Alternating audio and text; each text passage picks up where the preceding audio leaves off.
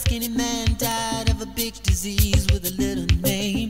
By chance his girlfriend came across a needle and soon she did the same.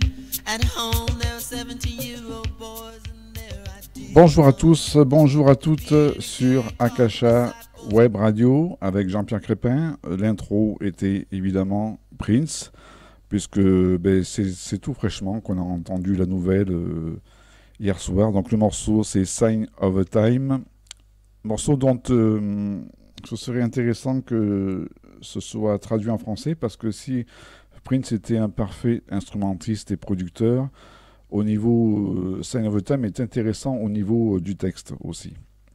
Et donc on a appris la nouvelle donc hier soir, donc de manière assez abasourdie, une mort assez étrange. Peut-être qu'on en saura plus prochainement. Alors bonjour Jean-Pierre.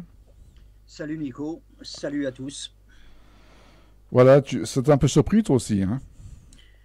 Surpris, oui surpris, parce que bon, là c'est des personnalités, surtout Prince, là, quasiment même extraterrestres, quoi. On a du mal à concevoir.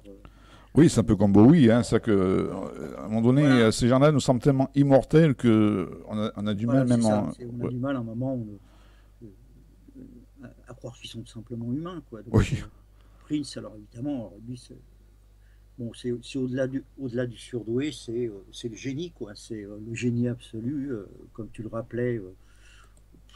Au niveau musical, c'est impressionnant, quoi. Sur les deux premiers albums, je crois que c'est lui qui joue de tout, de la guitare, de la batterie, du clavier, enfin il joue de tous les instruments, quoi. Quand même, déjà de jouer d'un instrument, c'est pas facile, surtout d'en jouer à un certain niveau. Mais jouer de tous les instruments, qui plus est assurer soi-même la production du disque. Il n'a jamais voulu d'ingé son, il n'a jamais voulu... donc c'est au-delà du surdoué, quoi.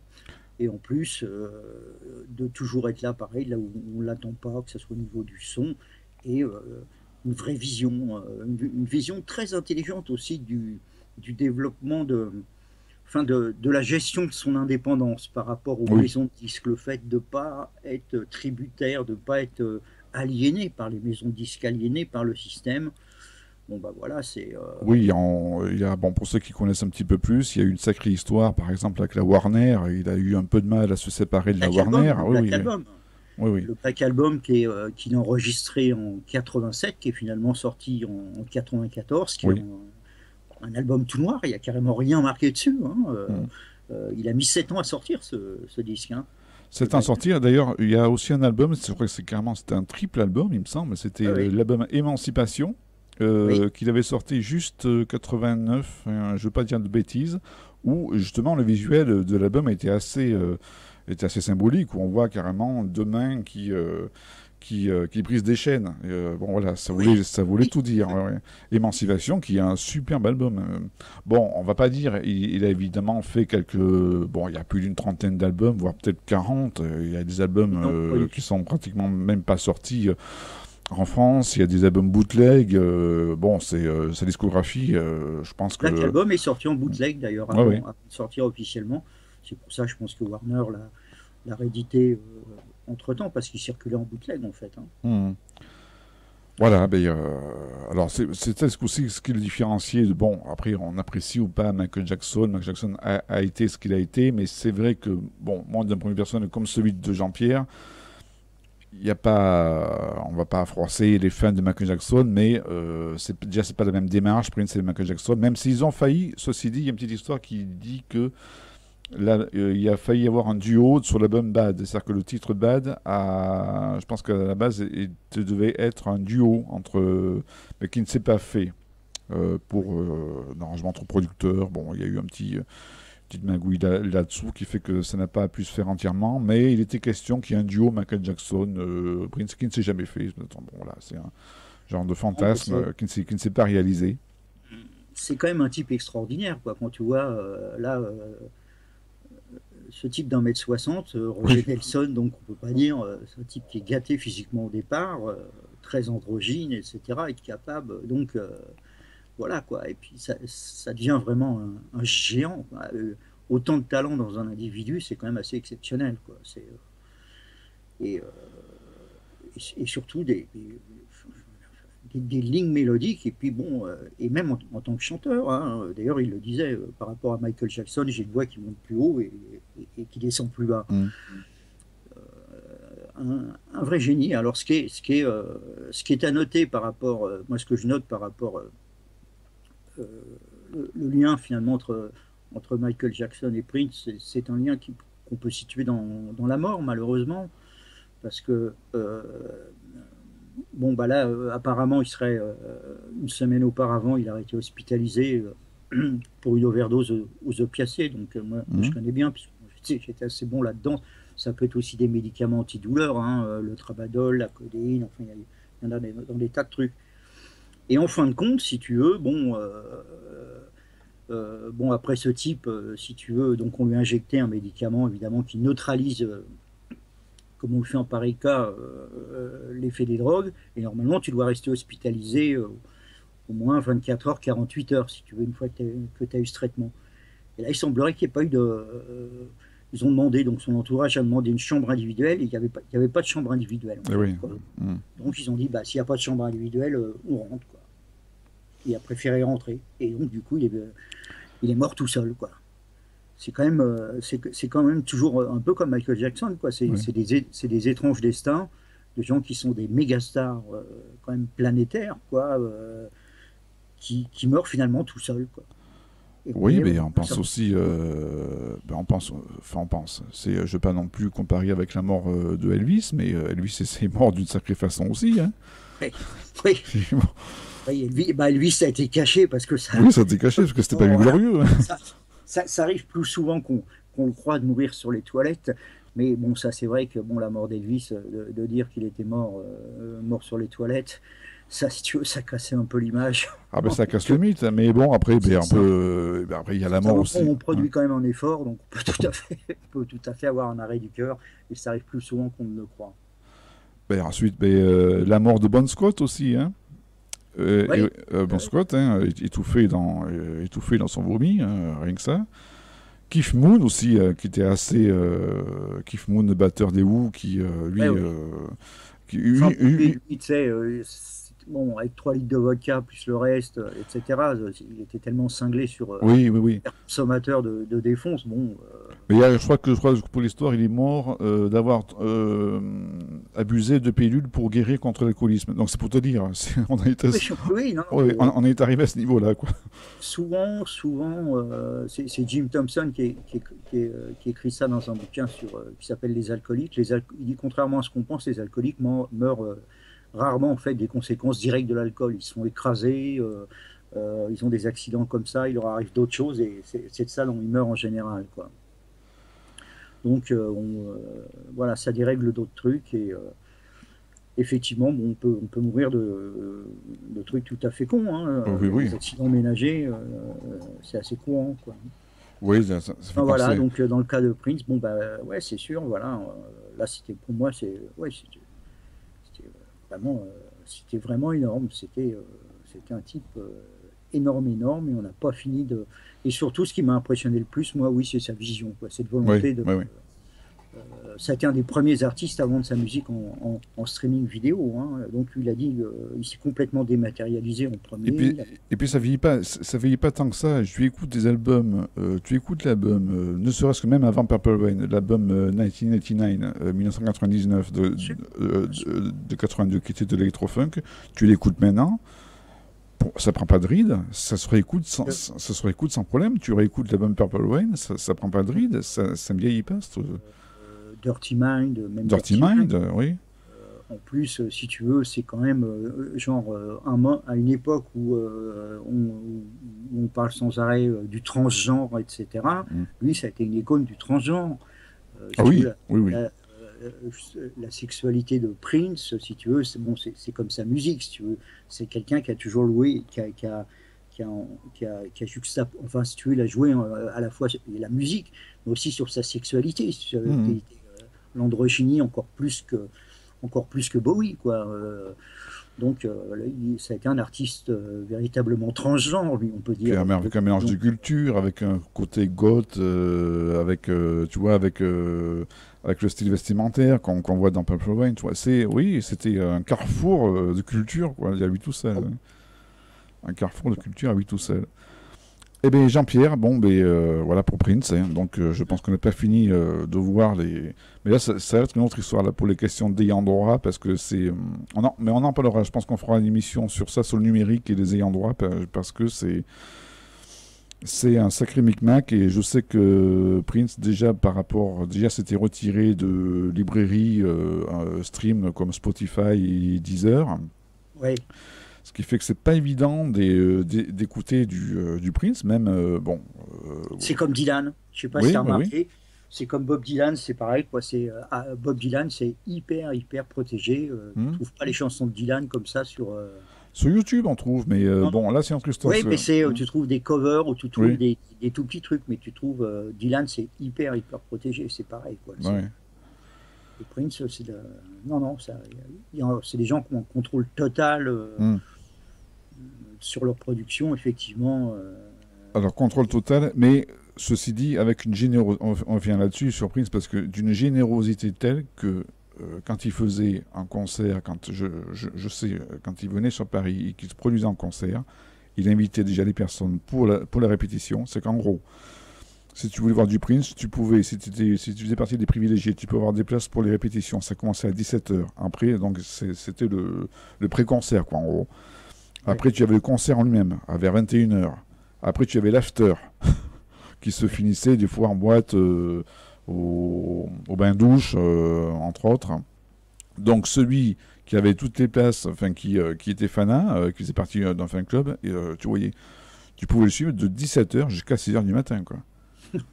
C'était voilà, mais un mec d'une générosité comme ça à dire en concert, je pense pas qu'il y en ait beaucoup qui ait cette générosité de se donner autant que ça, quoi.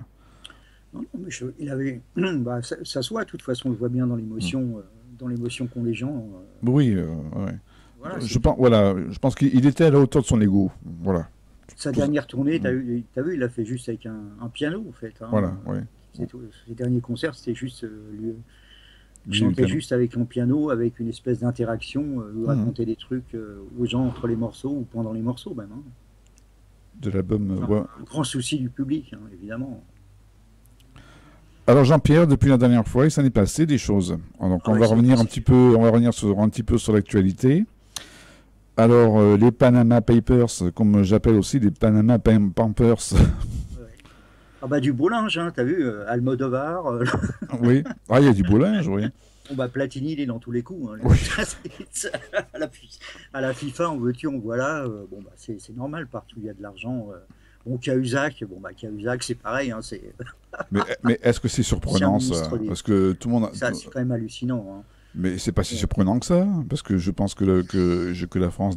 Déjà, je pense que du temps de Sarkozy avait un peu verrouillé aussi certains trucs. Il avait fait en sorte que. Je crois qu'il avait fait en sorte que le Panama ne soit pas reconnu comme un paradis fiscal.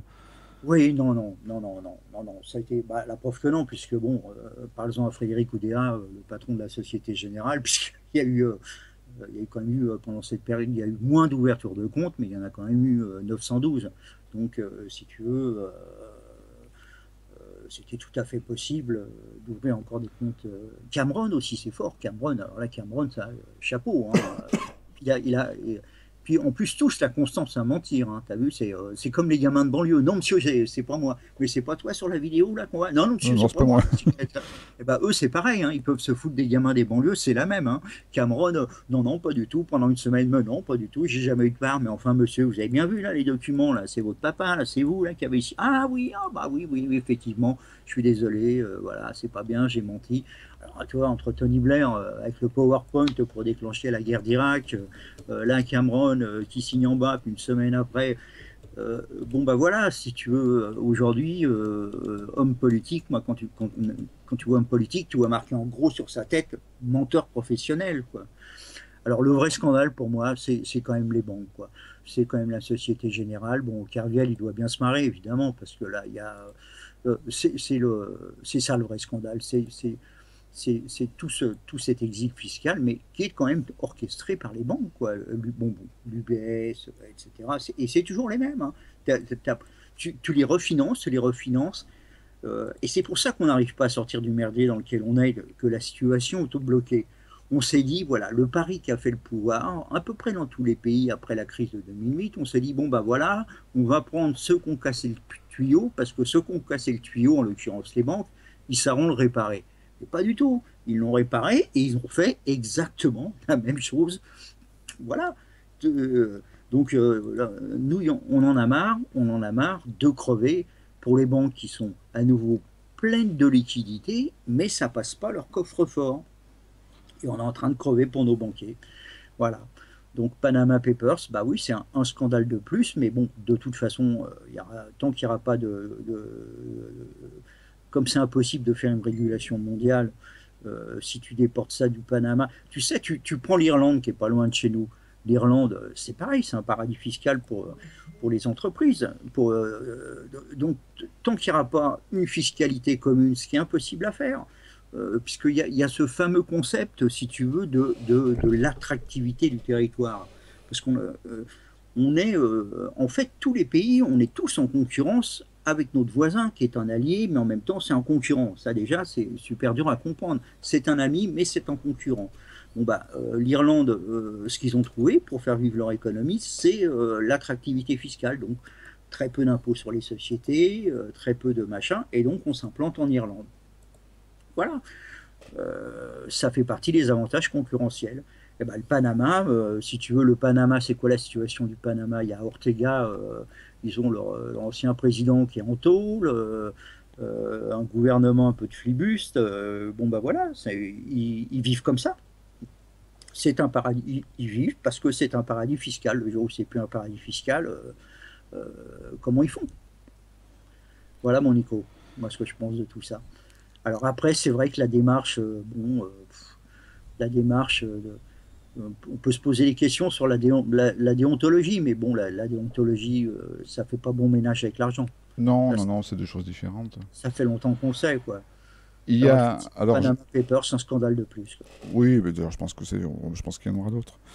Il y a une bande-annonce, je vais voir si je peux la passer, cette bande-annonce, parce qu'il y a un film qui est sorti en salle le 23 décembre 2015 et qui est sorti en DVD, et je recommande à tout le monde ce film qui s'appelle The Big Short. Je ne sais pas si tu en as entendu parler. C'est sur les subprimes, non? Voilà. Ouais, alors, je vais voir si je peux passer la bande-annonce. Là, on est en direct. Hein, on est en direct, mais l'émission n'est pas spécialement annoncée. Mais c'est un petit peu la surprise. Ceux qui tombent sur le direct, et bien tant mieux pour eux, parce que l'émission va être passée après en post-production. Voilà, je vais faire une petite post-production s'il y a des montages à faire, surtout avec la musique de Prince, parce que je suis sûr que YouTube va me couper là-dessus. Donc, ben oui, là c'est clair et net. Donc, je vais vous passer cette bande-annonce.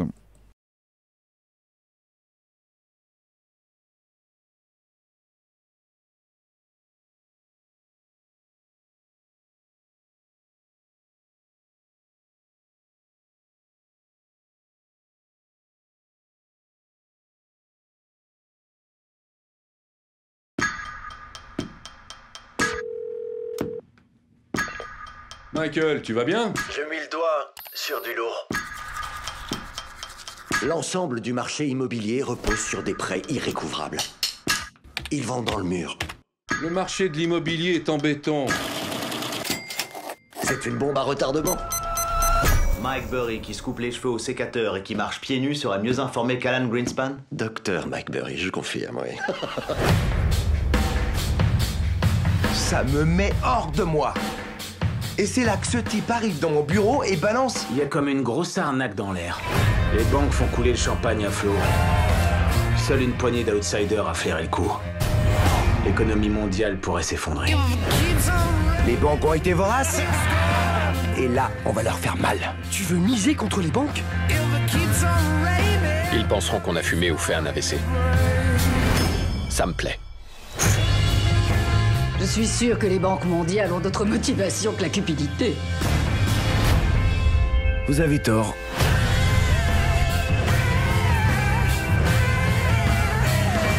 L'Europe est touchée. La Grèce et l'Islande sont à terre. L'Espagne vacille. Si vous vous trompez, vous êtes mort. Alors c'est parti.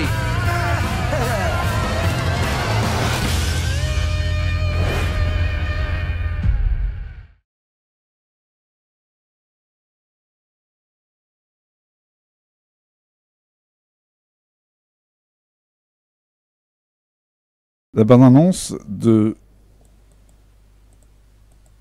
ça voilà. résume assez bien d'une certaine façon ce qui s'est passé. En fait, il y a un mec effectivement qui a fait ça. Oui, alors même, mais alors bon, voilà. Il y en a un qui est devenu effectivement. Même ils sont plusieurs. Hein. Là, je te coupe pour voilà. Il y en a un qui a fait ça dans la réalité. Bon, ils étaient très très peu à voir. Le dossier des subprimes, je connais bien, moi, puisque j'ai commencé à écrire dessus dès 2005, mais c'était hallucinant. Il y a des mecs comme Noël Roubini qui sont allés prévenir à Davos, personne ne voulait en entendre parler. Ça faisait un certain temps, si tu veux, que les banques américaines pratiquaient ce qu'on appelait des ninja loans.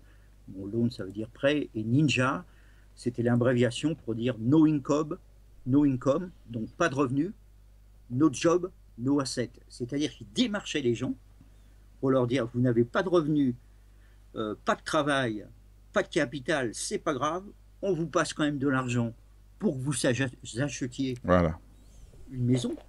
Attends, ça s'arrête pas là, déjà ça c'est formidable, toi. Donc des mecs qui n'avaient rien demandé, mais on les démarchait en porte-à-porte. Hein. C'est pour ça qu'il y a des sinistres dans des villes comme Cleveland, Philadelphie, Boston, enfin il y a des tas de villes qui sont aujourd'hui. Et les mecs, on les démarchait et on leur disait attendez, l'histoire elle est encore plus merveilleuse que ça. Ce bien immobilier que vous possédez, vous allez l'hypothéquer et avec cette hypothèque, vous allez avoir la bagnole qui va avec, vous allez pouvoir consommer ce que vous voulez avec l'hypothèque de votre maison, etc., etc., quoi. C'est-à-dire qu'on leur vendait un truc, si tu veux, ils achetaient un truc sans argent, qu'ils hypothéquaient en plus pour consommer via du crédit hypothécaire sur un truc qu'ils n'avaient pas. Tu vois un peu jusqu'où ça allait, donc la chaîne des subprimes. Et tout ça était garanti. Et nous, les banques européennes, les banques mondiales, on achetait ça aux banques américaines comme des ahuris, des abrutis, et on a tous plongé là-dedans, quoi. Donc c'est pour ça, on est toujours là-dedans. Alors, on est toujours... alors ça a été l'origine, effectivement, de la crise, quoi. C'est les subprimes. La Grèce ne s'en est toujours pas remis, hein, je te signale. Je ne sais pas si tu vois ce qui se passe en Grèce. Ah non, mais je ne sais pas s'ils s'en remettront. Là, c'est bon, là, tu vas t'en apercevoir ces jours-ci. Là, quand même, en Grèce, là, on a augmenté la TVA sur les transports à 18%. Là, ils parlent d'augmenter la TVA sur la consommation, les biens de consommation courant à 26%. Ils ont diminué les retraites de 450 € à 380 €. Comment veux-tu qu'ils bouffent, les gens? Et là, ils ont mis un programme de privatisation d'actifs de 50 milliards. Ils n'y sont même pas, les actifs, quoi. Donc, ils sont partis dans un scénario, si tu veux, qui ne pourra jamais tourner, qui est un truc sans fin d'appauvrissement. Et alors, attends, tiens-toi bien, et ce qu'on leur donne comme argument, et ça, c'est un petit peu, on en reviendra tout à l'heure si on doit parler un peu de nuit debout, de choses comme ça, on leur dit, alors on a une grande idée pour vous les Grecs, pour que vous fassiez plus de recettes de TVA, c'est que vous allez ouvrir les magasins le dimanche. Toi, c'est le problème, toi, le merdier dans lequel on est, toi, il n'est pas dur à comprendre, toi. Je vais peut-être passer pour ce qu'on appelle, ce que Macron appelle un archéo-keynésianiste, mais les banques sont pleines de cash. Là, on est dans ce qu'on appelle la politique de l'offre, c'est-à-dire on est sorti de la politique de la demande. Keynes passe pour un abruti, il ne faut plus faire de dépenses publiques, de grands plans d'investissement parce qu'on est tellement endetté, donc il faut aider les entreprises, c'est la politique de l'offre. Et on se dit, bon, le consommateur, de toute façon, c'est un abruti, il ne trouve pas ce qu'il désire, il désire ce qu'il trouve. Donc plus on va étendre l'offre des entreprises, plus les mecs vont consommer. Mais bon, le problème, c'est qu'on est dans un Hiroshima économique, avec plus de 15 millions de personnes sur le carreau, sans boulot en Europe, et des gens qui n'ont plus de cash. Donc, alors déjà, si tu es chômeur, la banque, elle ne te prête pas. Imagine le mec qui est maçon. il va dans une entreprise de maçonnerie pour trouver du boulot. Bah, le mec de la maçonnerie dit, moi j'aimerais bien vous embaucher, mais j'ai pas de demande. Alors le mec, encore plus de bonne foi, il va voir sa banque, il dit, bah, moi j'aimerais bien que vous me prêtiez de l'argent, comme ça je vais pouvoir, je sais pas moi, acheter une maison, toi, à la limite, il va essayer de se créer son propre boulot. Et la banque lui dit, mais monsieur, je ne peux pas vous prêter de l'argent parce que vous êtes chômeur. Donc typiquement, si on est dans une situation qui était la situation après la première Grande Dépression, où tout est bloqué. Les consommateurs veulent consommer, les banques veulent prêter, les entreprises veulent vendre, mais et c'est pour ça que Keynes a inventé ce qu'on appelait le stimulus budgétaire, si tu veux. Donc un méga plan au moment où on met du cash sur la table et hop, et tout repart. Et ça, plus personne ne veut en entendre parler. Donc on est dans une situation totalement bloquée, où les consommateurs ne consomment plus, les investisseurs n'investissent plus, et les banques qui sont pleines de cash, et c'est pour ça qu'on a fait les fameux taux négatifs, quoi, oui, pour les forcer à prêter de l'argent, et ben, elles ne le prêtent même pas. Voilà. Bah, et on va dire aux gens, bah, alors, aux Grecs, la solution, ça va être le travail du dimanche. Mais il peut vous faire ouvrir les magasins le dimanche, il peut vous faire ouvrir les magasins la nuit. Les mecs à 380 €, ils n'ont plus de ronds, tu peux pas dépenser de l'argent que tu n'as pas. Voilà, donc c'est quand même hallucinant qu'on en soit là. Et cette démarche, elle existe pour tout, Nico. Et là, j'enchaîne sur les nuits debout et sur le tout. Quand tu vois que la réponse, la flexibilité, la fameuse flexibilité, la réforme du marché du travail, enfin ce que le MEDEF appelle l'agilité, tu vois. Oui. Alors, on nous dit quand même un truc qui est hallucinant. On nous dit, bah, pour combattre la précarité, il faut plus de flexibilité. Alors, tu vois, c'est-à-dire que pour que vous soyez en contrat en durée indéterminée, il faut qu'on puisse vous virer plus facilement. Ah ben c'est là où on peut enchaîner sur la loi du travail, sur la loi. Moi, j'ai fait une enquête sur. Tout le monde dit regarde en Italie, Matteo Renzi, le maire de Florence, qui est devenu qui est à la tête du gouvernement en Italie. Le Job Act, il a créé des emplois, c'est formidable, etc. Je te promets, moi j'ai parlé avec des Italiens, toutes catégories sociales confondues, de l'ouvrier aux journalistes, aux médecins. Ils m'ont dit, tu sais, c'est quoi, JP, ce qu'il a fait Matteo Renzi, il a mis tout le monde en CDD. Voilà, tous les gens qui étaient tout le monde est en CDD. Tous les gens, même les gens qui étaient en CDI, ils sont devenus en CDD. Et c'est ça ce qu'on est en train de nous faire, parce que, en France. La solution, donc, c'est en train de nous dire, voilà, la solution d'avenir, c'est ce qu'ils appellent l'agilité, le fameux concept. Bah, c'est fou, tout le monde en CDD, quoi. Voilà. Alors, t'imagines bien que c'est pas ça qui fera repartir l'économie. D'autant que, bon, bah, avec ce système-là, le seul truc, parce que déjà l'épargne des Français, et tu l'as vu, est hyper dirigée vers l'immobilier. Là, plus que jamais d'ailleurs. C'est pour ça que les Allemands gueulent comme des malades en ce moment, parce que c'est en train de créer non seulement une bulle, mais comme l'argent n'est plus rémunéré, bah, les Français, si eux, déjà qu'ils avaient tendance à ne pas aller sur les marchés actions ou aller investir dans des mid-cap, des petites sociétés ou des moyennes, hein, c'est pas dans la culture. Donc toute l'épargne continue d'aller dans l'immobilier. Donc la bulle immobilière, nous les subprimes français, on les a pas eu. Hein. Nous, on peut se prendre sans problème 30% de décote de l'immobilier du jour au lendemain encore. Je ne te parle pas d'endroits comme Vierzon, de villes fantômes, etc. Mais je te parle de l'immobilier parisien, par exemple, hein, qui est complètement surévalué d'au moins 30%, et encore dans pas mal d'endroits. Tiens, puisque je te parlais de Vierzon, j'ai fait un saut, je ne sais pas comment c'est là où tu es. J'ai eu l'occasion d'aller à Vierzon, qui fait souvent, on en parle souvent dans les médias, qui est un petit peu une ville fantôme maintenant, comme au Far West, comme tu vois des commerces partout à louer. Ils ont mis un truc que j'avais jamais vu. Ils ont mis des trompe-l'œil sur les vitrines des boutiques pour faire croire qu'il y avait du monde à l'intérieur. Ah oui.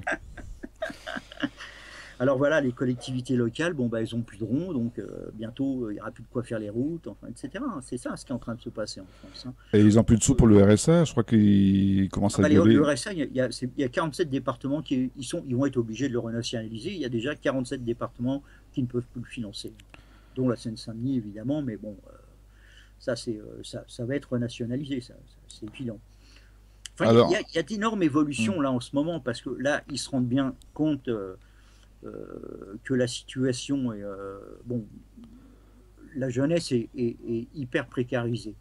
Tu sais, c'est un de mes grands dadas, un de mes grands sujets, qui est pour moi le dernier tabou des sociétés modernes, et dont je parle de manière récurrente sur le blog, et à chaque fois que je peux, c'est le sujet un peu des garçons sauvages, c'est-à-dire les émeutes transgénérationnelles. C'est-à-dire, à un moment, le type qui dit de 20 ans dit non, moi je vois pas pourquoi je continuerai à payer la retraite de quelqu'un qui a vécu finalement beaucoup mieux que moi et qui aura fait tout son fric sur mon dos, parce que il aura pu acheter en dépensant du cash. Faites des cadeaux à vos enfants, ce sont eux qui les paieront. C'est ça, chaque cadeau qu'il t'a fait, ton papa, c'est avec ton pognon, réveille-toi. C'est un peu ce qui est en train de se passer avec Nuit debout, et c'est pour ça qu'il commence. Tu remarqueras que l'idée d'allocation universelle, revenu d'existence, fait son chemin à la fois un peu chez les socialistes, mais plutôt côté Delphine Batho, on va dire, donc l'aile gauche du PS, chez les mecs de droite, puisque Frédéric Lefebvre, oui, c'est le premier à en reparler d'ailleurs, le flingue de Sarkozy, s'est emparé de l'idée et en fait un des thèmes centraux de sa campagne, et même Marine Le Pen réfléchit au revenu d'existence. Donc ça veut dire qu'il y a quand même un gros problème, si tu veux, sur la trajectoire, sur la précarisation de la jeunesse. Enfin, on va pas... la solution, c'est pas de foutre tous les gamins en apprentissage dès 14 ans, tous ceux qui n'ont pas en apprentissage vers quoi? Déjà, il faut trouver. Et puis déjà, l'apprentissage, il faut trouver des patrons pour prendre l'apprentissage. Exactement. À 14 ans, tu sais pas encore véritablement non plus ce que tu veux. Enfin, on peut pas être dans des destins. L'économie est certes une maîtresse tyrannique, mais on ne peut pas être dans des destins programmés à ce point de ta naissance à ta mort. Et c'est contre ça que je pense que les gens commencent à se rebeller un petit peu, et je trouve ça plutôt, moi personnellement, plutôt salutaire. Emmanuel Macron en marche. À ton avis, tu penses que Macron a son rôle à jouer là-dessus, lui qui en ce moment est en pleine, comment dire, il s'est senti pousser les ailes, je crois qu'il est. Oui, c'est le côté le Kennedy français, je dis en rigolant. Si tu veux, autrefois on avait les milliardaires rouges, qu'on appelait des milliardaires rouges, c'est qui votaient même au PCA à l'époque, qui étaient des gens principalement issus de l'agroalimentaire, etc., mais qui avaient des fortes convictions, qui n'étaient même pas socialistes, qui étaient souvent communistes même. Macron, lui, fait partie de cette génération de banquiers d'affaires, comme Mathieu Pigasse. Bon, il y en a un, c'était Lazare, l'autre, c'était chez Rothschild. Mathieu Pigasse, qui est le propriétaire des Inrocks, qui, le matin, confesse chanter sous sa douche « Should I stay or should I go » des Clash. Oui. C'est ça ce qui se pose comme question. Should I stay or should I go? Voilà, quoi. Est-ce que j'y vais ou est-ce que j'y vais pas? Il a tout, il a la gueule du moment. Son discours, si tu veux, c'est le discours de dire l'économie n'est ni de droite ni de gauche, ce qui est totalement faux déjà au départ, si tu veux. Et voilà. Et après, sa stratégie, c'est émerger plonge, comme les indices boursiers. C'est pour ça que je dis, en parlant de Macron, sa relation à Hollande, c'est merci pour ce momentum. Tu vois. Oui. Tu vois, voilà. Et donc, alors le problème, c'est qu'il n'a pas, d'appareil en France. En France, que ce soit pour l'économie ou pour la politique, on est sur des choses qui sont extrêmement tenues, extrêmement structurées. Un inconnu, même si aujourd'hui on est dans une société, une selfish société, une société où effectivement on arrive à des niveaux de notoriété totalement hallucinants, avec peu de moyens. Regarde, avec des conséquences des fois, totalement hallucinantes. Regarde l'épisode Joy Star avec Gilles Verdier là, qui a fait partie des 10 tweets mondiaux les plus consultés. Oui, pendant ce temps-là, il y avait 600 migrants qui mouraient. Voilà, donc c'est là où on voit un petit peu le choix de l'actualité. C'est-à-dire qu'on a d'un côté 600 migrants qui crèvent hein, sur les bords de mer. Et on a une actualité qui fait, c'est l'affaire d'État, limite d'État, Joe Star qui met une gifle à Gilles Verdez. Alors moi, à vrai dire, on s'en fout un peu qu'il ait mis une gifle, parce que de toute façon, que ce soit aussi bien la Nouvelle Star que l'émission de Luna, moi je ne les regarde pas. J'ai eu regardé un temps la Nouvelle Star. Alors moi, j'ouvre une parenthèse, je l'ai eu regardé, tu vois, juste pour une raison, pendant une saison, parce que c'était Philippe Manœuvre qui était dans le jury. Ouais. Donc tu vois, c'était ma seule et unique raison, mais depuis qu'il n'y est plus, je ne regarde plus. Alors quand... Oui, bon, de toute façon, après, on pourrait aller dans l'humour. Ce qui est déplorable, c'est qu'il n'y en ait pas mis une autre, tu vois, parce qu'il a quand même été agressé en plein. Enfin, je ne défends pas spécialement ni l'un ni l'autre. Hein. Bon, après tout, on s'en fout, mais ce qui est quand même déplorable, c'est le traitement qu'on fait de cette info, alors que, bon, voilà. Donc, c'est le spectacle, hein, on en revient toujours là. À Guy Debord, comme d'habitude, la Société du spectacle, évidemment. Spectacle, si tu veux. Rien n'est plus fort que le spectacle, on est dans le spectaculaire intégré, et donc en permanence. Moi, pour l'histoire des migrants, le jour des 500, le hasard a fait que j'étais devant un poste de télévision, et il y avait un mec qui regardait les images, et je vois le mec, le mec me regardait, bon, j'étais un peu hein, dans un look un peu qui devait juger un peu hirsute ou quoi que ce soit. Et on engage la conversation et le mec me dit qu'il est fonctionnaire, tiens-toi bien, la Commission européenne. Et je lui dis, mais... et je lui dis, et vous regardez ça et vous restez là sans rien faire. Et il me dit, il faut avoir une vue globale. Oui. Je lui dis, bah justement, ce que j'ai, c'est une vue globale. Et je vous tiens un coup de pied au cul, tu vois, direct. Une vue à 360 degrés, ce serait bien. Il faut avoir une vue globale. Non mais attends, ça, le mec, il regarde...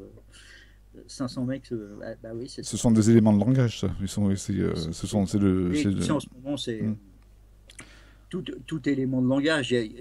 On est dans un monde où le vrai n'est plus qu'un moment du faux. Quand tu vois Orban, puisque tu parles des migrants, qui dit moi je veux pas de, tu sais, le Premier ministre hongrois, oui, qui dit moi je veux pas de migrants dans mon pays. Parce que ça va générer de l'antisémitisme et de l'homophobie. Pourquoi pas? Je veux pas faire entrer les migrants parce qu'ils sont antisémites et homophobes. Ça c'est clair. Tu vois, voilà. Tu peux tout retourner. Tu peux tout retourner et en faire un argument à n'importe qui. Donc voilà, pour revenir à notre première discussion sur Macron, non, Macron, si tu veux, c'est... Tu le vois comme un genre de Tony Blair français. Je pense qu'il y a une partie des médias qui le voient un petit peu comme ça. Oui, c'est-à-dire que François Hollande, attends, c'est quand même hallucinant. C'est quand même un mec qui a été élu sur un discours qui était de combattre le capitalisme financier. Oui, mon ennemi, c'est la finance. Oui, bien sûr. On s'en souvient de ça. Et même si tu réécoutes le discours, je réécoutais l'autre jour, il dit avec moi, le 21 avril, ça sera jamais possible. Ça sera le Front National au deuxième tour, ça sera jamais possible, etc. Alors qu'il est en train d'organiser, c'est précisément ce qu'il est en train d'organiser, hein, en fait. Hein. Ben, je pense qu'on va vers ça parce que... bien sûr qu'on va vers ça. Et donc Hollande a tellement fait dériver, si tu veux, le Parti socialiste vers la droite, puisque un an après avoir été élu, on nous annonce qu'on est... Parti socialiste maintenant avec Valls et social-démocrate. Encore un an après, on nous annonce qu'on n'est plus que c'est plus un parti social-démocrate mais social-libéral. Et voilà, donc Macron fait la couverture de Challenge, crée son mouvement. Voilà, c'est du néolibéralisme. C'est du néolibéralisme, c'est la même ligne de pensée, effectivement. Oui, on peut que Cameron, oui, c'est pas très éloigné, oui, c'est pas très éloigné. Bon, en plus on n'a pas trop à s'inquiéter. Le dernier discours de Hollande de propagande entre guillemets était de dire que tout va bien, tout va pour le mieux. Oui. Oui. Tout va bien, Jean-Pierre. De quoi on s'inquiète?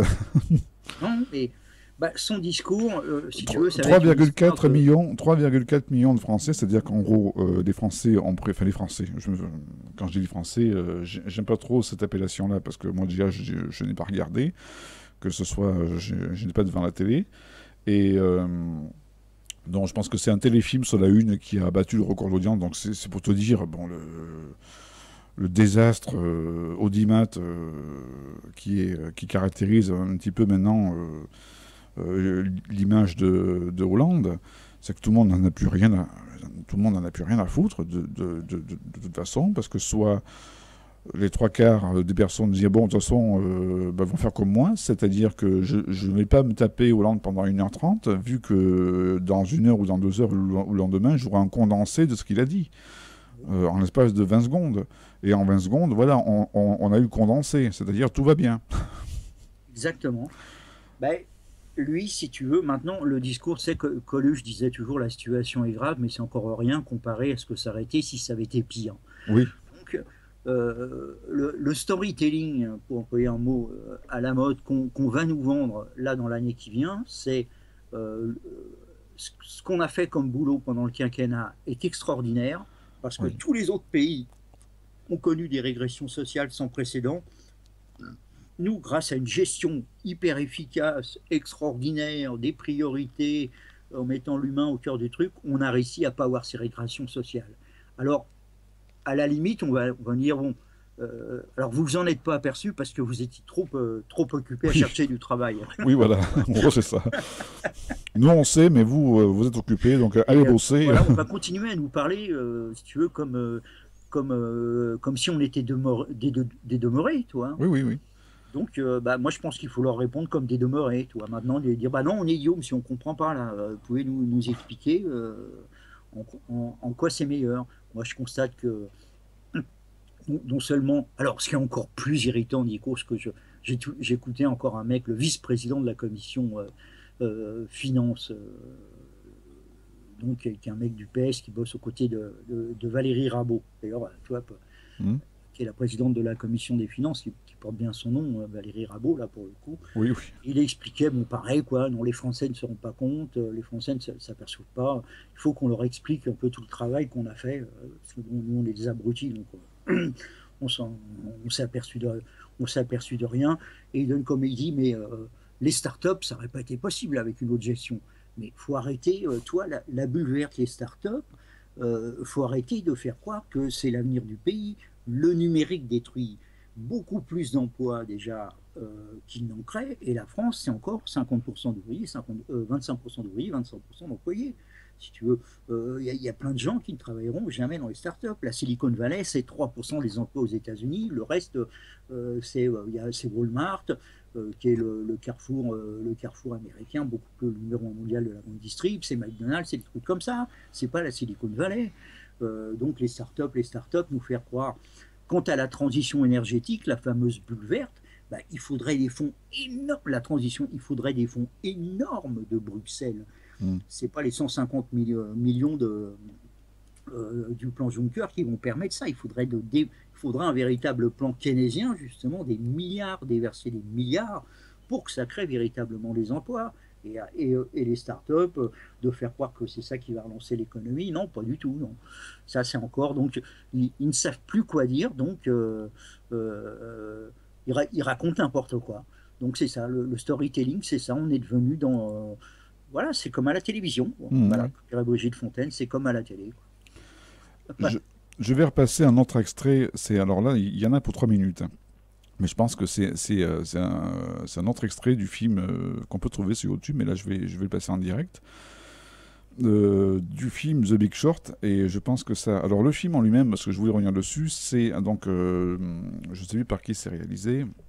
Alors dedans on peut voir Brad Pitt, Roger Cartel, je crois, et surtout Christian Bale qui joue le rôle d'un sorte de trader qui est shooté au speed metal et qui nous fait des solos de batterie de Metallica en plein dans son bureau. Enfin, voilà, il y a une ironie et il y a un cynisme dans ce film.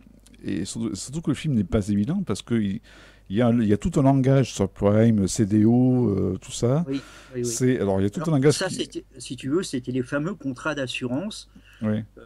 Qui garantissait, si tu veux, qu'on mettait Voilà. à chaque fois qu'il y avait un truc, ce que je t'expliquais tout à l'heure, un Ninja Loan, un truc de stock prime, donc savait que c'était pas Alors, ouais, donc. responsable, c'était, on joignait derrière un CDO, de manière qu'il y ait un truc d'assurance qui permettait d'être assuré s'il y avait un défaut de paiement. Voilà. Et en fin de compte, les types, ils vont jouer sur ça. Enfin, en gros, c'est une flopée de personnes, de très peu de personnes qui vont miser sur l'effondrement de l'économie.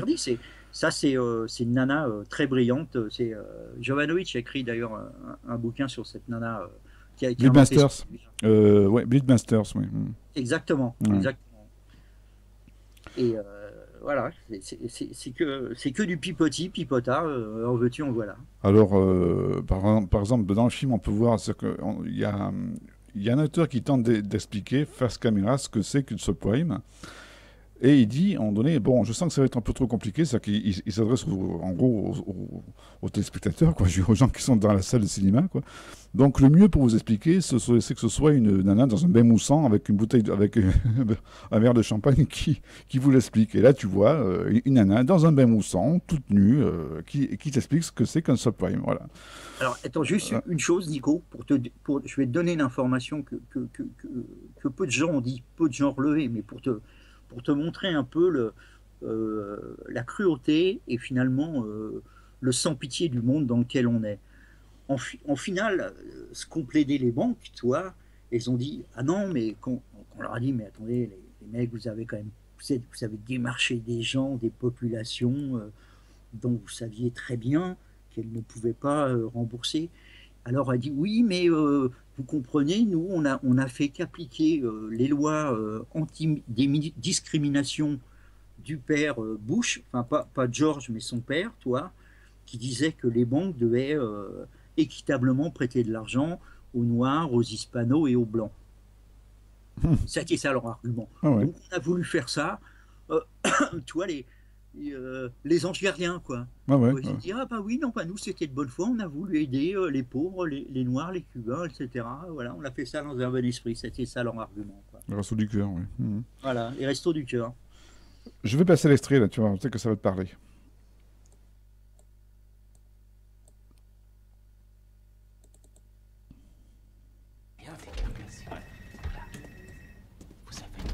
À nous. Bonjour. Alors, monsieur Venette, nous sommes tout oui. On vous écoute. Vous sentez? C'est quoi ça? Quoi? Ce qui sent comme ça? Votre eau de Cologne? Non. L'opportunité. Non, le fric. Oh, d'accord. Je sens le fric. Ok. Chris? T'attends quoi, là? Oui, pardon. Ceci est votre obligation hypothécaire classique, d'accord? Les premiers montages étaient simples. C'était juste des structures de milliers de prêts AAA réunis, garantis par le gouvernement. Les plus récentes sont différentes. Elles sont privées. C'est un empilement de différentes tranches. La plus haute, la AAA, est payée en priorité. La plus basse, la B, en dernier, sera donc la première à faire défaut. Maintenant, si vous achetez des B, ça peut payer plus, mais elles sont un peu risquées. Parfois, elles font défaut. Chris? En cours de route, certaines B et double B sont passées d'un peu risqué à merde de chien. Où est la corbeille? Juste derrière vous. Je parle des plus bas scores de crédit. Pas de vérification de revenus? Taux variable? Merde de chien. Le taux de défaut est déjà passé de 1 à 4%, les gars. Et s'il atteint les 8%, et il le fera, quantité de triple B vaudront plus rien non plus. Et ça, t'es trop près. C'est une opportunité. Ok, vous dites qu'à 8% le marché dévie, c'est que nous sommes déjà à 4%? Tout à fait. On atteint 8, c'est Armageddon. Oui, tout à fait. Comment se fait-il que personne n'en parle? On peut se fier à vos chiffres. Regardez-le. C'est mon Kant. Votre quoi? Mon quantitatif. Mon mathématicien, regardez-le. Y a rien qui vous choque? Regardez sa tête. C'est limite raciste. Regardez ses yeux. Je vous file un indice. Il s'appelle Yang. Il a gagné un concours national de maths en Chine. Il parle même pas notre langue. Oui, fiez-vous à mes chiffres. En vrai, je m'appelle Jiang. Et je parle très bien votre langue. Jared dit souvent ça parce qu'il trouve que ça me rend plus authentique. Et J'ai fini second au concours de maths en question. Vous nous offrez donc l'occasion de shorter cette pile de bâtonnets. Comment? Avec un bel outil intitulé contrat de swap. Une sorte d'assurance sur l'obligation. Si elle baisse, vous empochez 10 fois, voire 20 fois la mise. Et elle a déjà amorcé une baisse. 10 fois? 20 fois? Jamais. Et personne remarque que dalle. Personne remarque que dalle. Parce que les banques sont trop occupées à rafler des commissions indécentes sur ces obligations. Attendez, vous êtes une banque. Vous bossez pour une banque. Je suppose que vos marges sont bien grasses. Vous occupez pas de mes marges. Par ailleurs, bien grasses en effet. Jolies chemises, ils font les mêmes pour hommes? Mais vous êtes une banque, non? Je bosse pour une banque. Je pense pas comme une banque. Petite banque, grande banque, j'aime quand ça paye. Vous y êtes? Je vous fais un dessin. Je me trouve devant une maison en feu et je peux vous offrir une assurance incendie. A, 0. B, 0. Double B, 0. Triple B, 0. Et voilà ce qui arrive. C'est quoi, ce qui arrive? C'est notre marché immobilier. Ce Big Short, le casse du siècle, au cinéma. Ouais. Les faux swaps, c'est exactement ça. C'est exactement ce que je t'expliquais, le coup des Ninja Loans et la sortie de crédit des faux swaps. Et c'est comme ça que le mec, il a pris effectivement des ronds d'une manière pas croyable. Quoi. Ben 400, à la fin, enfin, je ne vais pas spoiler la fin du film, mais bon, je peux dire un chiffre, 483 milliards, enfin, c'est hallucinant, ouais, quoi, ouais. C'est hallucinant. Mais moi, je connais des mecs qui avaient des mecs riches qui ont été ruinés par leurs banques, qui ont été ruinés par Lehman Brothers, alors qu'ils avaient leur compte chez Lehman Brothers. Les banques, Goldman Sachs, d'ailleurs, tous ceux qui sont pris, tous ont parié même contre leurs clients. Oui, contre leurs clients. C'est dire quand même le peu de moralité. Mais je te recommande ce film. Si tu ne l'as pas vu, il peut se voir soit en VOD, soit en DVD, ou soit de la manière dont tu voudras. il se trouve sur le. On n'en est pas sorti. On n'est pas sorti. Regarde la situation de l'Espagne. L'Espagne, c'était avec les fonds structurels de l'Europe, ça a été l'immobilier. Tous les mecs arrêtaient de faire leurs études pour aller dans l'immobilier. Et la bourse espagnole, c'était que des services financiers liés à l'immobilier. C'est pour ça qu'ils se retrouvent aujourd'hui avec 25% de taux de chômage. Voilà, boum. Quand l'immobilier a explosé, la bourse a dévissé et ça fait un peu comme... c'est pour ça que moi, depuis le départ, je dis qu'on est dans la même situation que le Japon dans les années 90. On est dans une trappe à liquidité, et une trappe à liquidité, personne n'en est jamais sorti.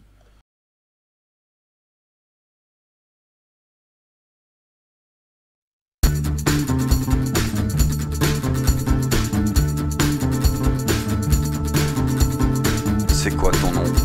Cold Princess. T'as quel âge? Qu'est-ce que ça peut te faire? Tu veux un cachou?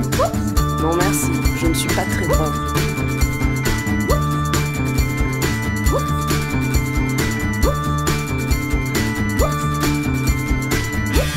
J'ai fumé du pot, c'est marrant mais ça rend pas causant.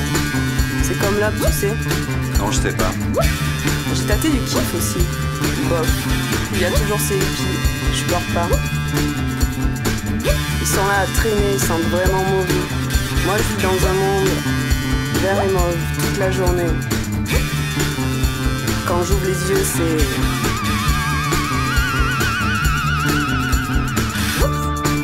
Tu veux un cachou? Non merci, je ne suis pas très drogue.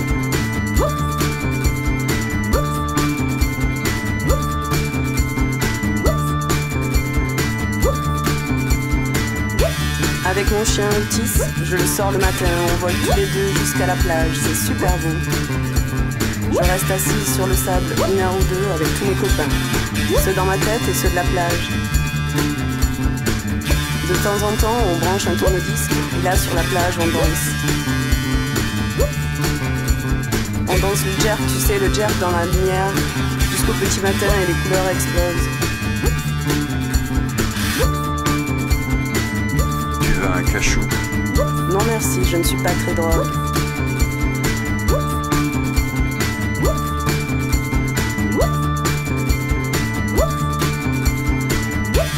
Là, sur la plage, quand le vinyle crépite sur la platine, ça fait... Si J'ai choisi mon châtillon bleu, je twiste en regardant le ciel et la tête dans les étoiles, je ferme les yeux. La lune est mauve, mais les reflets sur la mer sont merveilleux, tu sais. Et puis la flotte explose en 1000 petits morceaux d'étoiles. Je sens qu'il est temps et je rentre me coucher. Tu devrais prendre un cachou, tu sais. Non merci, je ne suis pas très drôle.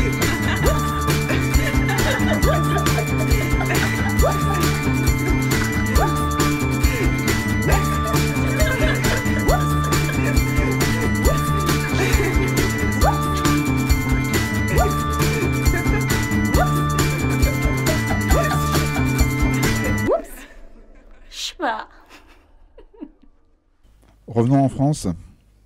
Oui. Le mouvement Nuit debout. Alors, Nuit debout, alors il faut rester couché. Qu'est-ce que tu en penses? Non, moi je pense que c'est véritablement observé. Moi je te dis, je vais y faire un saut, je pense, la semaine prochaine. Bon, de toute façon, c'est rafraîchissant.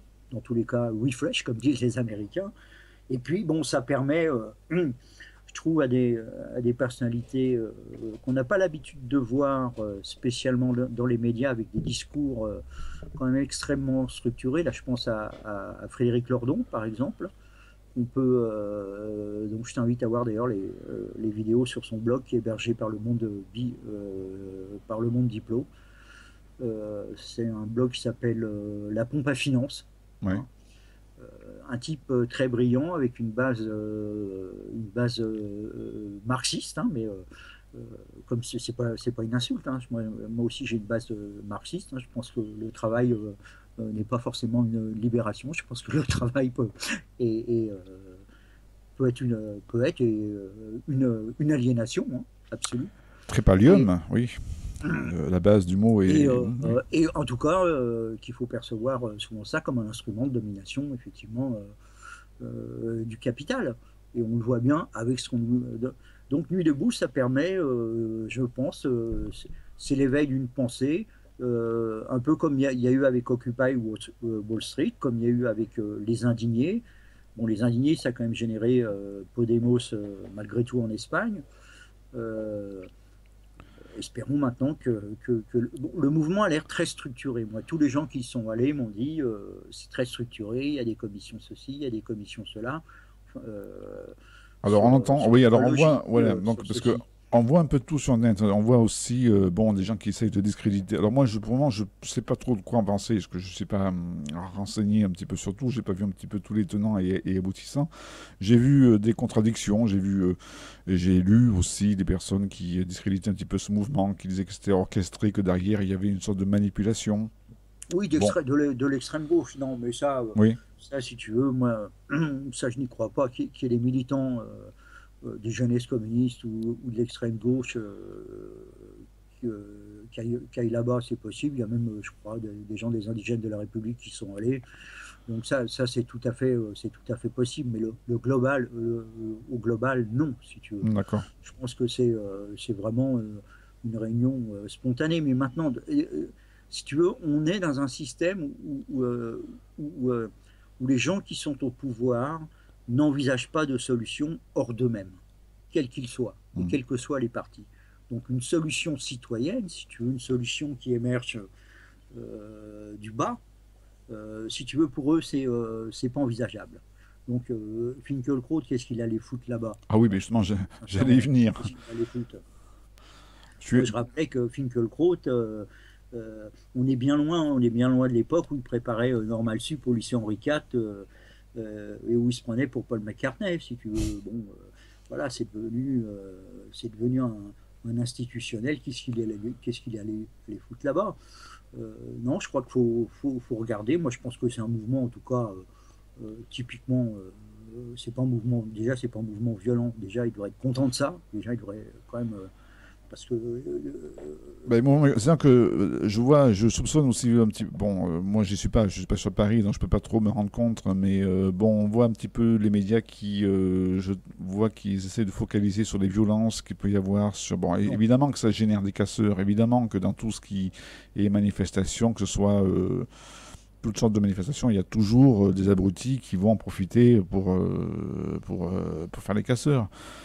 Bon, après, on n'est pas au stade où on était en 95, quand là, où il avait fallu du temps, tu vas te souvenir, du temps de Chirac-Juppé, où il a fallu carrément recourir à l'armée. Oui, ou même dans les années 80, tu sais, moi j'étais à la fac de Nanterre au tout début du mouvement autonome, à l'époque où il y avait aussi tous les groupes de lutte armée, Action Directe en France. C'est carrément autre chose, oui, on est dans le terrorisme, oui. Etc. En Italie et la Mandat Bader en Allemagne. Là, on était dans une époque où il y avait une répression très forte et puisqu'il y avait la loi anti-casseurs, je le rappelle, qui avait fait voter Giscard d'Estaing, et que bon nombre de mes potes, moi, sont pris 1 an de prison pour avoir juste cassé une vitrine d'une agence d'intérim. Donc c'était 1 an de prison pour casser une vitrine, c'était pas de la rigolade.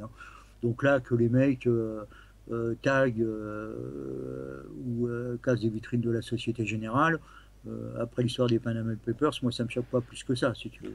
Non, Société Générale, non. Enfin, voilà, il n'y a pas eu de pillage. Après, bon, bah, évidemment, peut-être pour les riverains ou les commerçants, ils disent c'est Woodstock tous les soirs. Bah, écoute, Woodstock, c'est bien, ça fait du bien, un peu de poésie dans un monde de brut. Voilà, en tout cas, c'est largement. On va pas enfin, c'est comme les indignés, quoi. Les indignés, j'ai toujours dit, les indignés vont pas toujours rester assis en tailleur en attendant que ça se passe, quoi. Il y a un moment, il faut bien se bouger quand même et manifester. Et là, si les jeunes ne le faisaient pas à propos de la loi travail, qui est quand même une loi, si tu veux, s'il n'y a pas d'autre projet pour la jeunesse que l'apprentissage dès 14 ans, et puis des CDD, ou alors ce qu'on nous vend comme Nathalie Henkem, dire mais c'est génial, on est dans une société géniale, chacun sera son patron, vous travaillerez tous, tu sais, auto-entrepreneur, enfin micro-entreprise, tous pour différents patrons, etc. Mais tout le monde ne travaillera pas, encore une fois, dans le numérique. Moi, je connais plein d'auto-entrepreneurs dans des métiers manuels, ils sont dans l'auto-exploitation d'eux-mêmes, c'est tout ce qu'ils arrivent à faire, si tu veux. C'est beaucoup plus. Il y a des quantités de métiers où c'est quand même beaucoup plus rentable d'être salarié que d'être auto-entrepreneur ou en micro-entreprise. Exactement. Oui, oui. Non, mais donc, moi, je connais plein de jeunes, mais même des bacs plus 4. Des bacs plus 4, notamment, j'ai le fils d'un ami qui fait des petits reportages pour les marques avec des webcams, qui met sur YouTube, etc., etc. Pour une boîte qui est assez grosse, qui est une filiale d'M6 d'ailleurs. Eh bien, tiens-toi bien, ils sont tous auto-entrepreneurs. Ils ne veulent plus embaucher, même en CDD. Ils disent non, vous foutez en micro-entreprise, etc. et vous facturez, basta. Donc ça veut dire pas de congés payés, ça veut dire pas de ceci, pas de cela. Oui. Donc on est quand même on nous présente des modes, des trucs de régression sociale, mais inouïs, comme des modèles de progrès. C'est ça ce qu'on est en train de nous vendre. Donc, non, moi, si je serais du côté de ceux qui voient les choses, du côté de ceux qui combattent ça, ça me paraît évident, quoi. Pour moi, c'est un modèle de régression. Et alors, venant la réforme El Khomri, c'est régression sur régression. Cette volonté, l'agilité, ce speech du MEDEF sur l'agilité, mais c'est quoi l'agilité? C'est quoi? C'est pouvoir licencier. Alors là, suite à tous les mouvements, ces mouvements au moins ont servi à faire revenir un peu les choses en arrière. Bon, là, on parle quand même d'une taxation des CDD. Moi, je connais des gens, ils ont eu 20 CDD. Si tu veux, on sait très bien, sans CDI, c'est même pas une question d'acheter un appartement. C'est essaye de louer un truc, si tu n'as pas un CDI, c'est mission impossible. Donc, bilan, on se retrouve tous sous-locataires ou dans des plans.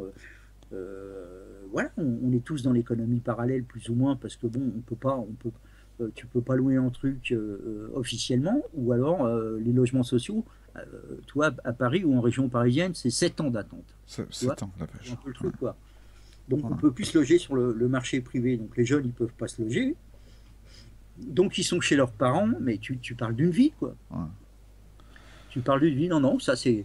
Moi, tout ce qui fout le bordel, honnêtement, Nico, dans une pareille période et qui tend à déstabiliser des gens qui nous disent tout va bien, mais qui finalement n'ont pas eu on peut pas se faire élire en disant ça sera un quinquennat placé sous le signe de la jeunesse et se conduire comme ça au niveau de la jeunesse, quoi. C'est pas possible.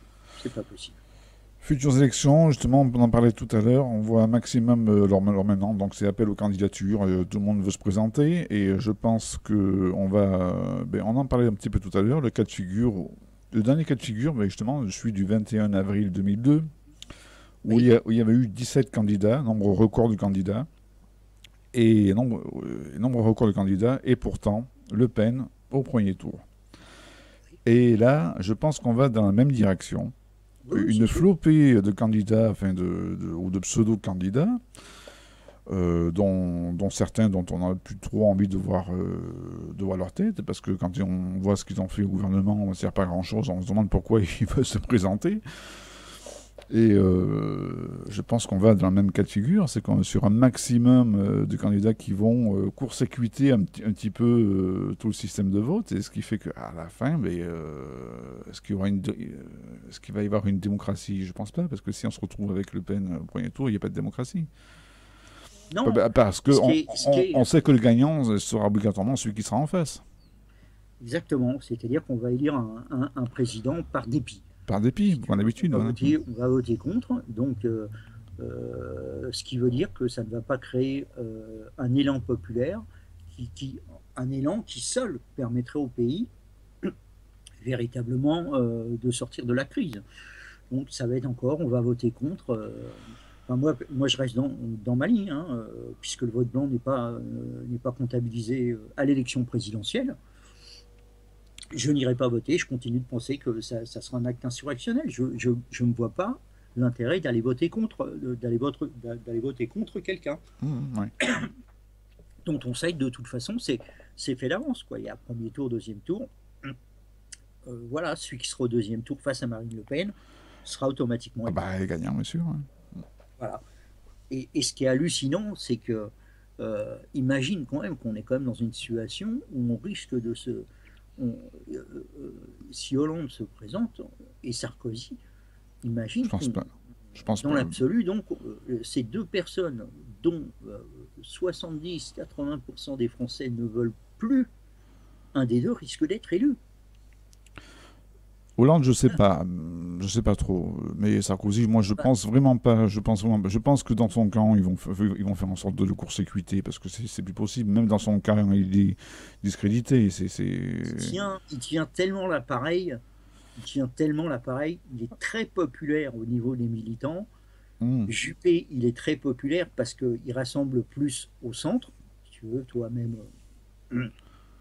Oui, et puis Juppé fait penser un petit peu à l'ancienne école, il fait un petit peu penser à l'ancienne école chiracienne, tout ça. Donc mais si des gens qui sont plus centristes, si tu veux, ne vont pas voter à la primaire, c'est pas du tout dit que ça soit Juppé. Sarkozy peut tout à fait, si on reste sur le noyau dur des Républicains, Sarkozy peut tout à fait arriver en tête.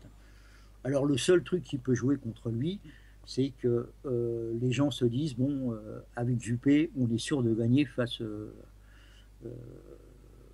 au premier tour. Au premier tour, Juppé est sûr d'arriver en tête derrière Marine Le Pen, quoi. Oui. Alors que Sarkozy n'est pas sûr d'arriver, n'est pas sûr, il y a un tel rejet de sa personne, si tu veux. C'est d'ailleurs ce que doit se dire Hollande, qui est quand même malgré tout un fin tacticien. C'est de se dire, il y a un tel rejet de Sarkozy que même si je suis pas populaire, par un effet de rejet de l'autre, j'ai peut-être une chance de finir devant Sarkozy et de me retrouver au second tour. Ça, le problème, c'est qu'ils sont plus tacticiens pour leur carrière que pour la France, quoi. C'est tout ça, c'est une question. Ils ont plus de sens stratégique pour eux que pour leur pays, quoi. Oui, c'est vraiment l'accomplissement de soi. Ils vivent ça comme un accomplissement de soi. Ils vivent. Ce ne sont pas des gens dévoués, quoi, finalement. Quoi. Ce sont des gens, ils sont vraiment dans le. C'est pour ça qu'ils ne laisseront pas finalement des grandes traces, quoi.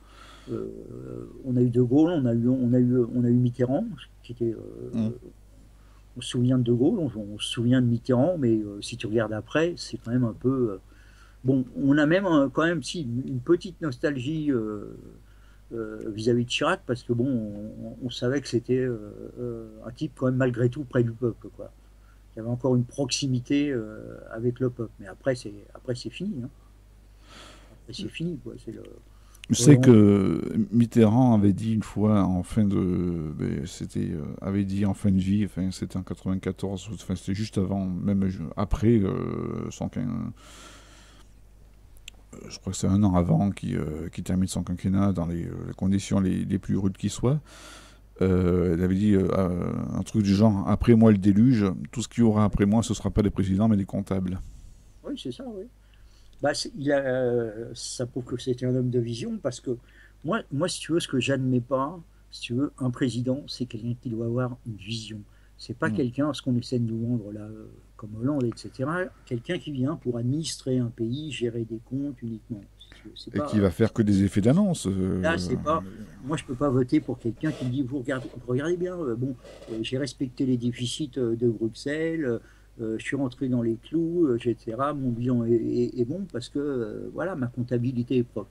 Ça, voilà, c'est un discours comptable, ce n'est pas un discours président. Alors à ce moment-là, on fout des techniciens, on fout des Mario Draghi, on fout des mecs, des techniciens comptables, ou alors effectivement, pourquoi pas des banquiers d'affaires à ce moment-là, comme Macron, comme ceci, des gens qui ont des profils bancaires.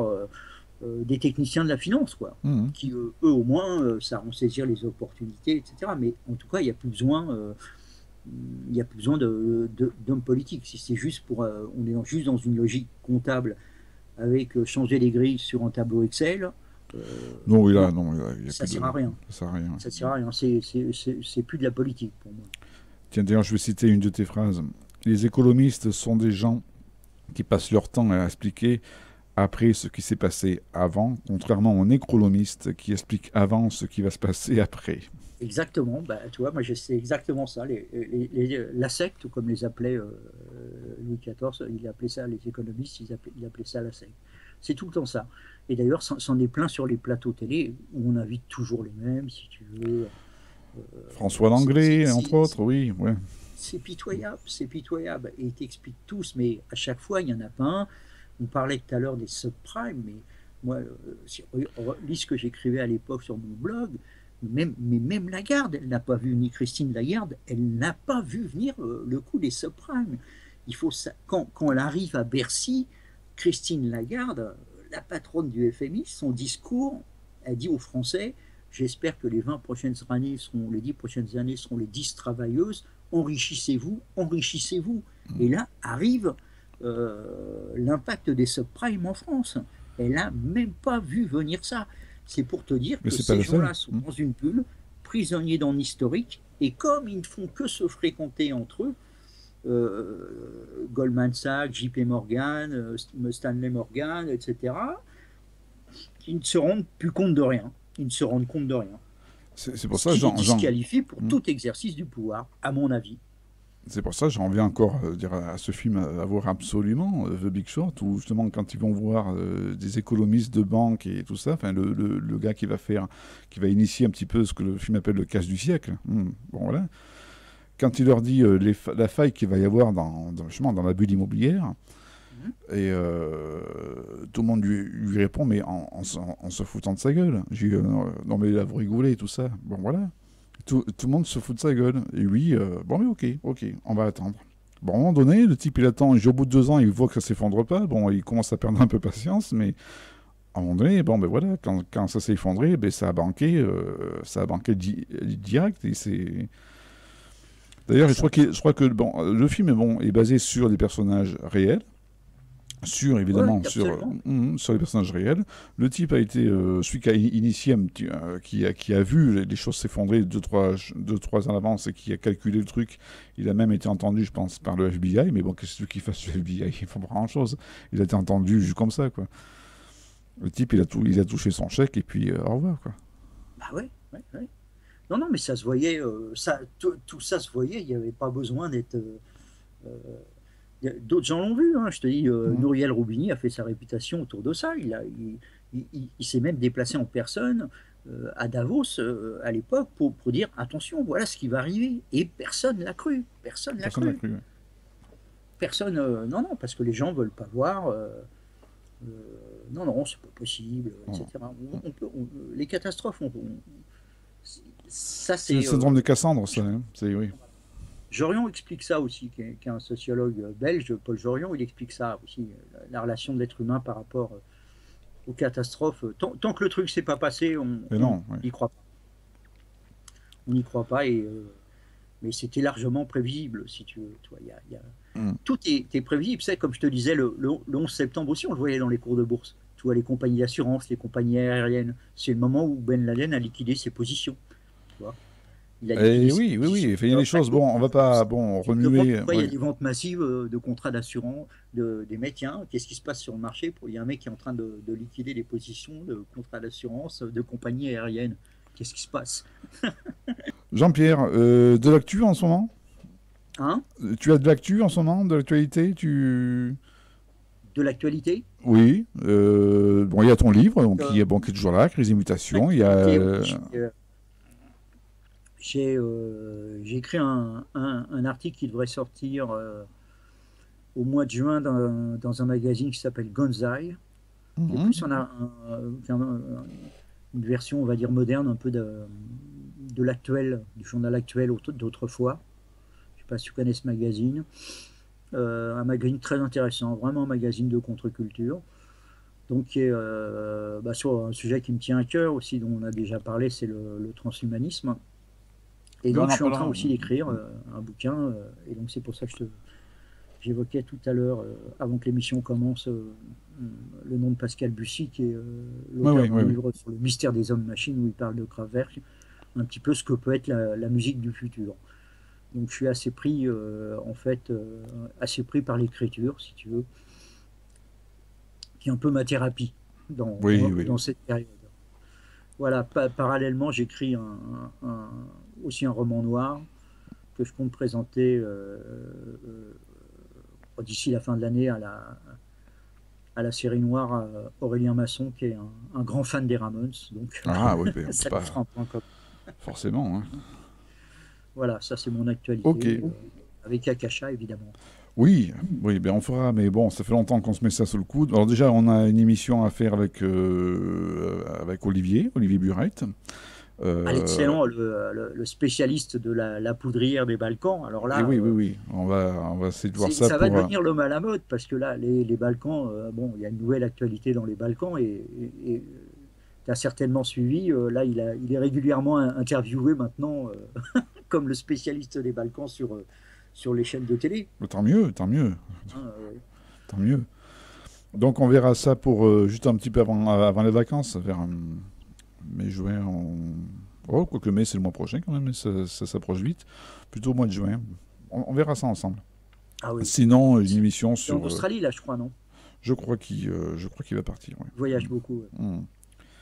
Nous, quant à nous, on verra si on peut faire quelque chose de musical. Ça, je travaille un petit peu là-dessus, mais c'est parce que il faut voir un petit peu comment le système de diffusion, vu que maintenant...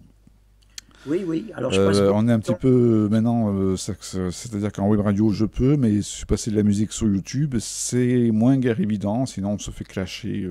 Ça, c'est assez complexe. Mais je pense que tu as un discours sur le numérique. Je pense ce serait intéressant de faire un truc là-dessus. Oui. Sur la politique numérique, disque, tout ça qui est actuellement. Absolument. On verra ça sur une prochaine émission, si on peut développer là-dessus. Ok, mon Nico.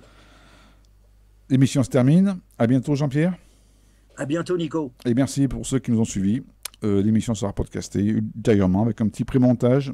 Si YouTube ne me censure pas des bandes annonces du film The Big Short que je vous recommande. Et à très bientôt avec Jean-Pierre. Salut, Nico. Salut, Jean-Pierre.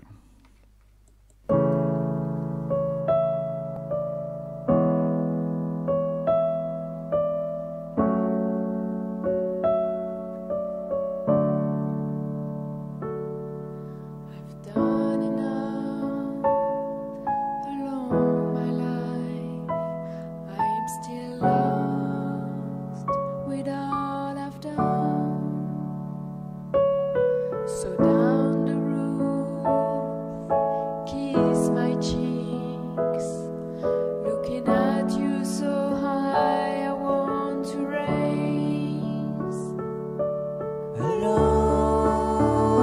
with my thoughts.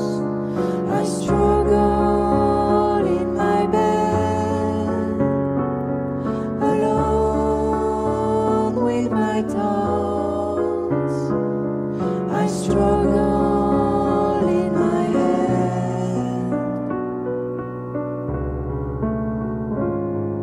The spider is in the corner, quietly, slowly she comes closer. The leaves are red, fall is here. Loneliness comes as November said. Alone with my thoughts, I struggle in my bed. Alone with my thoughts, I struggle in my head. Crossing that road under the moon, you took my hand, you kissed my lips. You are so sweet, you are a dream. You might be the one we'll see. Alone with my thoughts, I struggle in my bed. Alone with my thoughts, I struggle in my head.